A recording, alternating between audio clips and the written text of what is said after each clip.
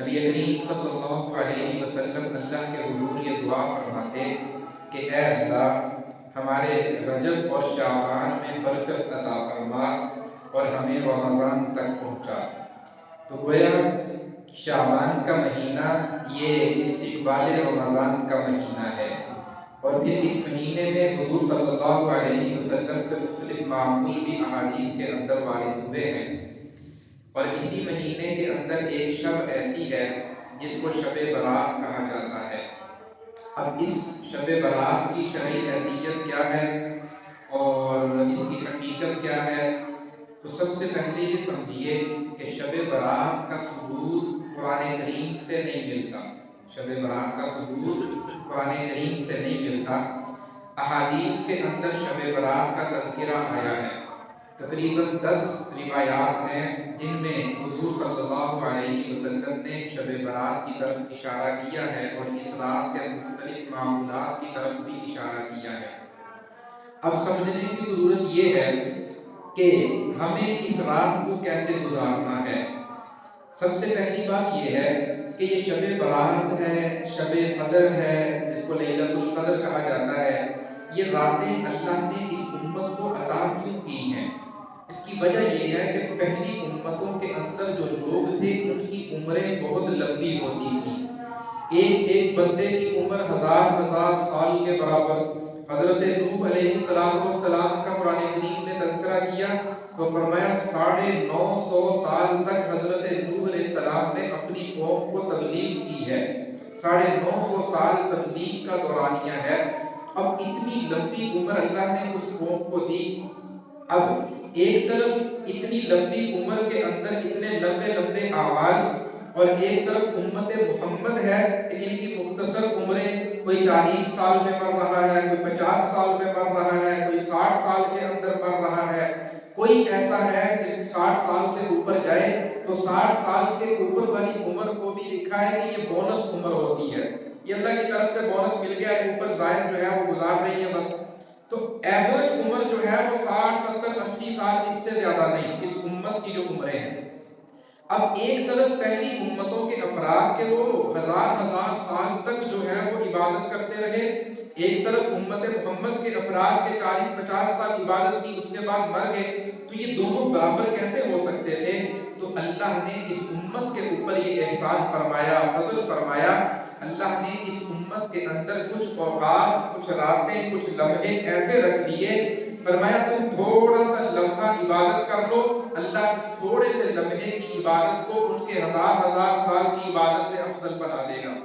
یعنی تھوڑے سے لمحے کے اندر کی گئی عبادت ان کے ہزار سال اور کئی 100 سال تک کی جانے والی عبادت کے اوپر باری ہو جائے گی۔ مثال کے طور پر قرآن کریم کے اندر اللہ رب العزت نے فرمایا اِنَّا أَنزَلْنَاهُ فِي لَيْلَةِ الْقَدْرِ وَمَا أَدْرَاكَ مَا لَيْلَةُ الْقَدْرِ لَيْلَةُ الْقَدْرِ خَيْرٌ مِّنْ أَلْفِ شَهْرٍ۔ فرمایا ایک رات لیلۃ القدر جو ہے وہ 1000 مہینوں کی عبادت سے افضل ہے، 1000 مہینوں کی عبادت سے افضل ہے، اس کو لیلۃ القدر مل گئی۔ تو یہ اللہ کی طرف سے اس امت پر خاص انعام ہوا کہ اللہ نے کچھ راتیں، کچھ اوقات، کچھ لمحے اس امت کو ایسے عطا کر دیے کہ ان کے اندر تھوڑی سی عبادت کر کے بھی انسان جو ہے اللہ کے ہاں وہ مقام حاصل کر سکتا ہے۔ تو پہلی امتوں کے لوگ کئی 100 سال تک عبادت کر کے بھی وہ مقام حاصل نہ کر سکے۔ تو انہی اوقات میں سے ایک لمحہ اور ایک وقت اور ایک شب جو ہے یہ شب برات ہے، جو اس شعبان کے مہینے کی 15ویں رات ہے۔ 14 اور 15 تاریخ کی جو درمیانی رات ہوتی ہے، اس رات کو شب برات کہا گیا ہے۔ نبی کریم صلی اللہ علیہ وسلم کے بارے میں آتا ہے، حضرت عائشہ رضی اللہ تعالی عنہ کی روایت ہے، فرماتی ہیں کہ ایک رات حضور صلی اللہ علیہ وسلم میرے ساتھ بستر میں آرام فرما تھے، تو میں رات کو دیکھتی ہوں کہ حضور بستر میں نہیں ہیں، حضور اٹھ کر کہیں چلے گئے، تو فرمایا کہ میں حضور کے پیچھے نکلی، تو میں کیا دیکھتی ہوں کہ حضور صلی اللہ علیہ وسلم جنت البقیع جو مدینہ کا قبرستان ہے، فرمایا حضور جنت البقیع کے اندر تشریف لے گئے، قبرستان کے اندر۔ حضرت عائشہ رضی اللہ تعالیٰ عنہ فرماتی ہیں کہ میں بھی پیچھے چلی گئی حضور کے، تو حضور صلی اللہ علیہ وسلم نے فرمایا عائشہ کیا تم یہ سمجھتی ہو کہ اللہ اور اللہ کا رسول تمہارے ساتھ بے انصافی کرے گا؟ کیا مطلب کہ یہ جو رات تھی یہ تمہاری باری تھی، میں تمہارے پاس تھا تو تم نے یہ سمجھا کہ شاید میں تمہارے پاس سے اٹھ کر کسی اور بیوی کے ہاں چلا گیا ہوں، تو ایسا ہرگز نہیں ہے۔ پھر نبی کریم صلی اللہ علیہ وسلم نے فرمایا کہ آج شعبان کی 15ویں رات ہے، یعنی شب برات ہے، تو اس رات میں جنت البقیع میں آیا اس قبرستان میں مدفون لوگوں کے لیے دعا کرنے کے لیے۔ تو اللہ کے نبی صلی اللہ علیہ وسلم اس رات شب برات کو قبرستان میں گئے ہیں، اور یہ واقعہ نبی کریم صلی اللہ علیہ وسلم کے 23 سالہ دور نبوت میں صرف ایک بار پیش آیا ہے۔ یہ واقعہ 23 سالہ دور نبوت میں صرف ایک بار ہوا ہے کہ حضور شب برات میں جو ہے وہ جنت البقیع قبرستان میں تشریف لے گئے ہیں۔ تو آج بھی امت کا کوئی فرد اگر حضور صلی اللہ علیہ وسلم کے طریقے پر عمل کرتے ہوئے شب برات کو زندگی میں ایک آدھ بار اگر قبرستان جانا چاہے تو وہ جا سکتا ہے، لیکن یہ وہ اعمال ہیں کہ جن اعمال کے نہ کرنے پر آپ کسی کی نکیر نہیں کر سکتے، آپ کسی کو برا نہیں کہہ سکتے کہ بھئی میں تو قبرستان جا رہا ہوں، یہ نہیں جا رہا تو یہ بہت برا ہو گیا، نہیں، ایسا ہرگز نہیں ہے۔ حضور صلی اللہ علیہ وسلم صرف زندگی میں ایک بار گئے ہیں، تو ایک آدھ بار کوئی شخص اگر جانا چاہے تو جا سکتا ہے قبرستان۔ اور پھر قبرستان جانے کے بھی آداب ہیں کہ قبرستان میں جانے کا جو مقصد ہوتا ہے وہ اپنی آخرت کو یاد کرنا ہوتا ہے۔ قبرستان میں جا کر ان قبروں میں پڑے ہوئے لوگوں کی طرف انسان دیکھے کہ ایک وہ وقت تھا کہ جب یہ سارے کے سارے ہمارے ساتھ رہتے تھے، یہ سارے کے سارے ہمارے ساتھ کھاتے پیتے تھے، ہمارے ساتھ جو ہے وہ کام کاج کرتے تھے، آج یہ اس کوٹھری کے اندر آ گئے ہیں، اس اندھیر نگری کے اندر آ گئے ہیں، کل کو ہمیں بھی یہاں پر آنا ہے۔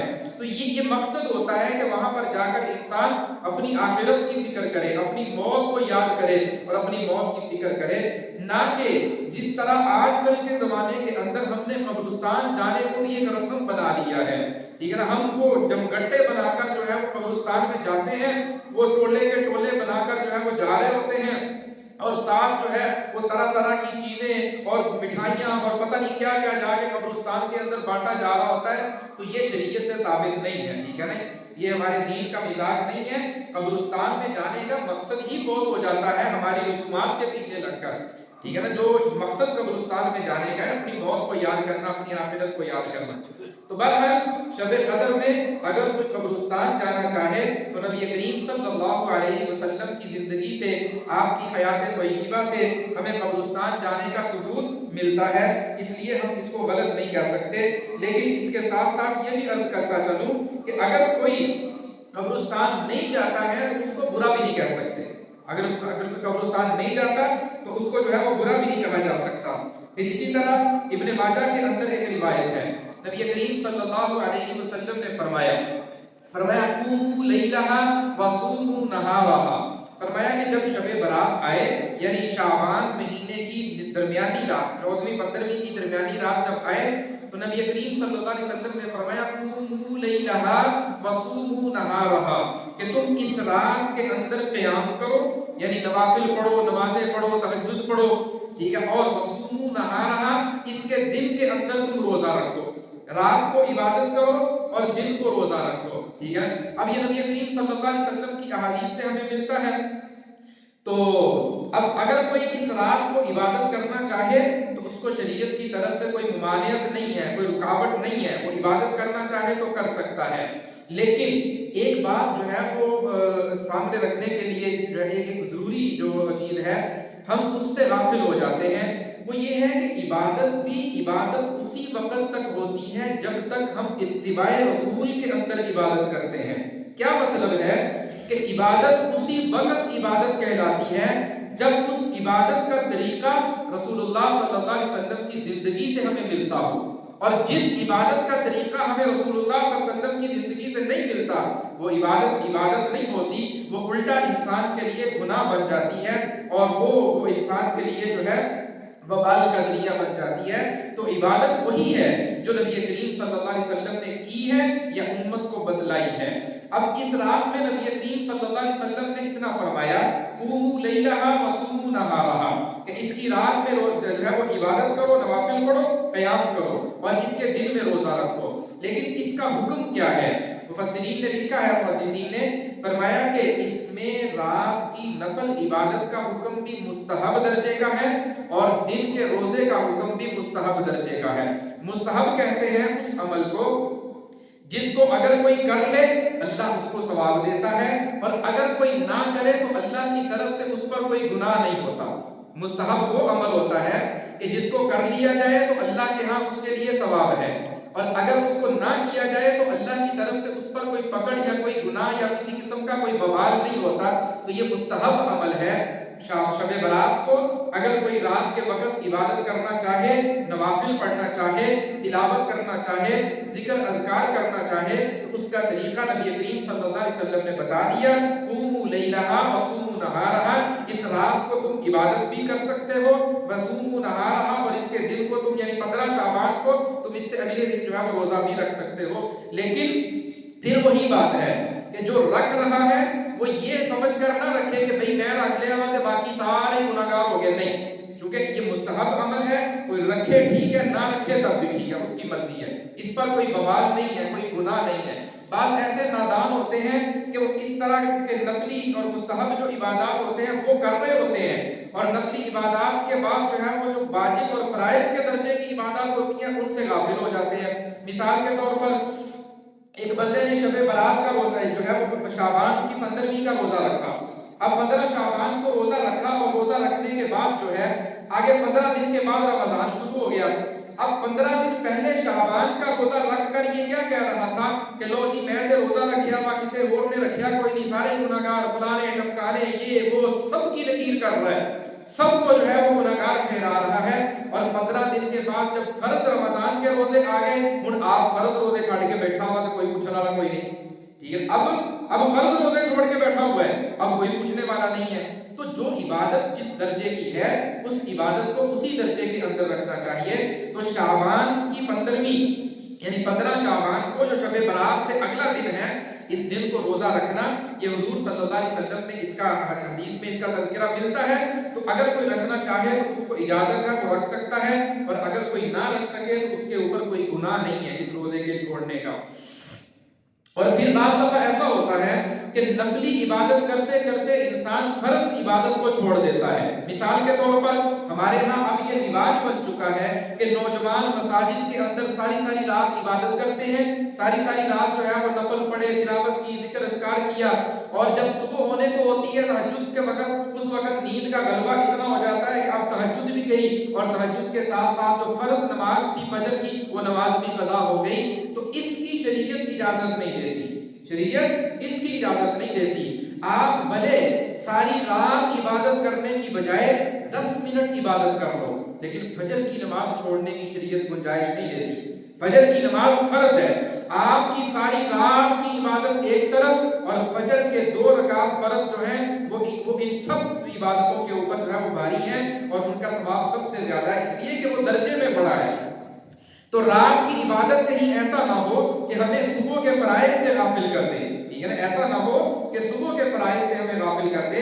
تو رات کو عبادت کرو، لیکن اس اعتبار سے اور اس طریقے سے کرو کہ صبح کی جو فرائض عبادات ہیں وہ ہم سے جو ہے وہ قضا نہ ہو، اور ان کے اندر کسی قسم کی سستی اور کسی قسم کی کاہلی نہ ہو۔ اور پھر عام طور پر کیا ہوتا ہے ہماری مساجد کے اندر، دیکھیں ایک مسئلہ اچھی طرح سے سمجھ لیجئے، جتنی بھی نفلی عبادات ہیں، اب یہ شب قدر کو رات کو جاگنا، شب برات کو رات کو جاگنا، یا شب برات کا روزہ رکھنا، ٹھیک ہے نا، اب یہ سب عبادات نفلی درجے کی عبادات ہیں، رکھو تو ثواب ہے، نہ رکھو تو گناہ کوئی نہیں ہے۔ لیکن اب اس میں ہوتا کیا ہے، عام طور پر نفلی عبادت کرتے انسان بعض اوقات ایسے اعمال کر بیٹھتا ہے کہ وہ عبادت کی بجائے وہ اس انسان کے لیے وبال بن جاتے ہیں، ٹھیک ہے نا۔ تو مسئلہ یہ عرض کر رہا تھا کہ جتنی بھی نفلی عبادات ہیں ان سب کی اصل یہ ہے کہ نفلی نماز اور نفلی عبادت جو ہوتی ہے وہ تنہائی کے اندر کی جاتی ہے۔ نفلی نماز کے اندر نفلی عبادات کا تعلق مجمع کے ساتھ نہیں ہے، نفلی عبادات کا تعلق تنہائی کے ساتھ ہے، نفلی عبادات کا تعلق خلوت کے ساتھ ہے۔ نبی کریم صلی اللہ علیہ وسلم نے فرمایا تم اپنے گھروں کو قبرستان نہ بنا لو، اپنے گھروں کو قبرستان نہ بناؤ۔ کیا مطلب ہے؟ قبرستان میں نماز پڑھنے کی اجازت نہیں ہے۔ آپ قبرستان میں جا کے کوئی نماز پڑھتا ہے؟ قبرستان میں کوئی نماز نہیں پڑھتا۔ فرمایا تم اپنے گھروں کو قبرستان نہ بناؤ۔ کیا مطلب ہے؟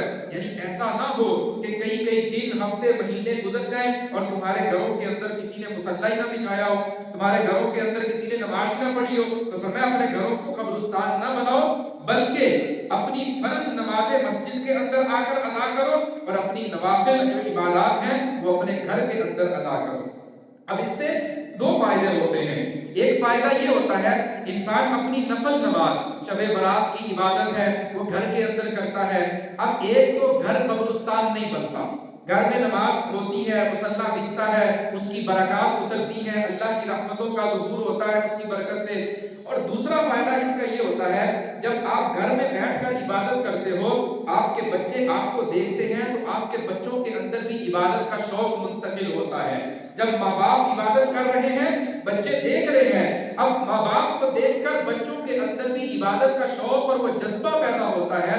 تو شریعت نے اس شوق اور اس جذبے کو برقرار رکھنے کے لیے حکم دیا کہ جتنی بھی نفلی عبادات ہیں وہ اپنے گھر کے اندر کی جائیں، نفلی عبادات وہ اپنے گھر کے اندر کی جائیں۔ نفلی عبادات کے لیے مجمع نہ لگایا جائے، نفلی عبادات کے لیے اعلان کر کے لوگوں کو جمع نہ کیا جائے کہ بھئی آج سارے مسجد کے اندر جمع ہو جاؤ، سارے مسجد کے اندر آ جاؤ۔ اب جب اجتماع ہوتا ہے، جب لوگ جمع ہوتے ہیں، اب وہاں پر نیکی کی بجائے گناہ کا خدشہ بڑھ جاتا ہے۔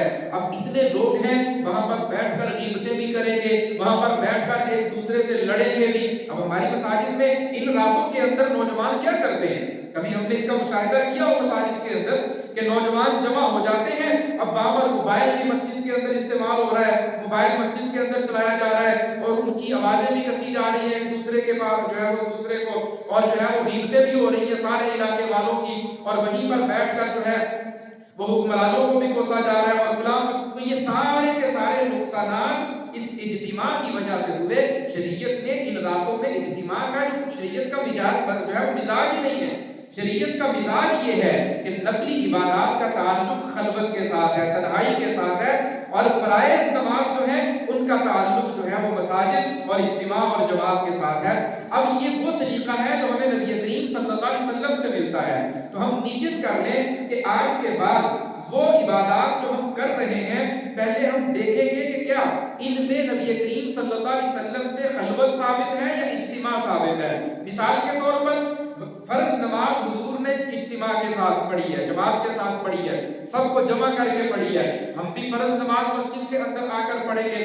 عیدین کی نمازیں ہیں، حضور نے اجتماع کیا، سب کو اکٹھا کیا، اکٹھے کر کے پڑھی ہے، ہم بھی ایسے ہی پڑھیں گے، ٹھیک ہے نا۔ تو جو عبادت نماز جنازہ ہے، اب نماز جنازہ میں حضور سے اجتماع کرنا ثابت ہے، سب کو اکٹھا کرنا ثابت ہے، ہم بھی سب کو اکٹھا کریں گے۔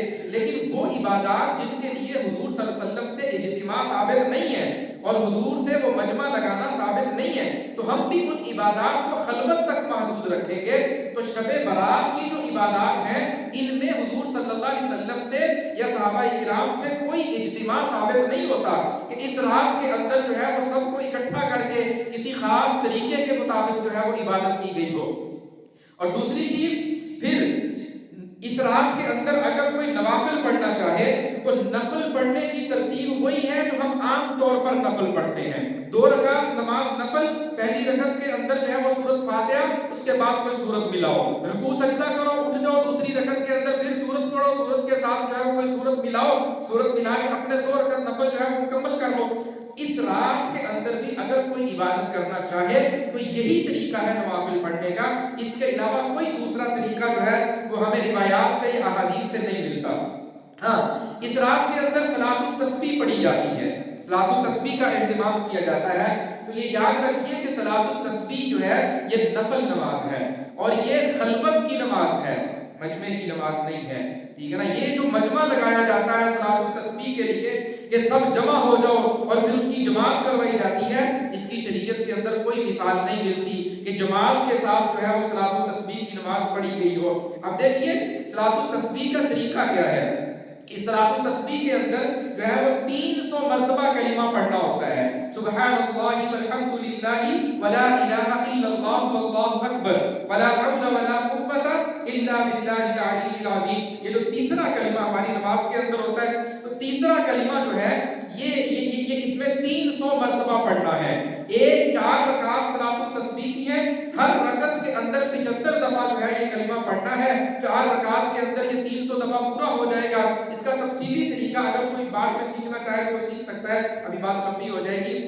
تو صلاۃ التسبیح اس رات کے اندر، اب اس کا اللہ کے رسول صلی اللہ علیہ وسلم نے حکم دیا ہے، اس کے بارے میں علماء نے بڑی وضاحت سے لکھا ہے۔ آپ نے فرمایا کہ کوشش کرو صلاۃ التسبیح ہر رات کو پڑھو، اگر ہر رات نہیں پڑھ سکتے جمعے کی جمعے پڑھ لو 8ویں دن، اور اگر جمعے کی جمعے نہیں پڑھ سکتے مہینے میں ایک بار پڑھ لو، اگر مہینے میں ایک بار نہیں پڑھ سکتے سال میں ایک بار پڑھ لو، اور فرمایا اگر سال میں ایک بار نہیں پڑھ سکتے تو کم از کم زندگی میں ایک بار تو لازمی پڑھ لو۔ صلاۃ التسبیح زندگی میں ایک بار تو لازمی پڑھ لو۔ اب اتنی چھوٹ ہمیں دے دی گئی کہ صلاۃ التسبیح زندگی میں ایک بار ہی پڑھ لو، لیکن طریقہ کیا ہے؟ صلاۃ التسبیح کے لیے اجتماع ثابت نہیں ہے، صلاۃ التسبیح کے لیے مجمع لگانا ثابت نہیں ہے، صلاۃ التسبیح کے لیے جماعت کروانا ثابت نہیں ہے۔ نفل نماز جس درجے میں حضور نے پڑھی ہے ہم بھی ویسے ہی پڑھیں گے۔ حضور صلی اللہ علیہ وسلم نے اور شریعت محمدیہ کے اندر نفلی عبادات کا مزاج یہ ہے کہ وہ خلوت کی عبادات ہیں، ان کو خلوتوں تک محدود رکھنا چاہیے، ان کو اجتماع کی شکل کے اندر نہیں لے کر آنا چاہیے۔ یہ کچھ گزارشات تھی شب برات کے حوالہ سے، میں نے عرض کر دی ہے۔ اللہ ہم سب کو عمل کی توفیق عطا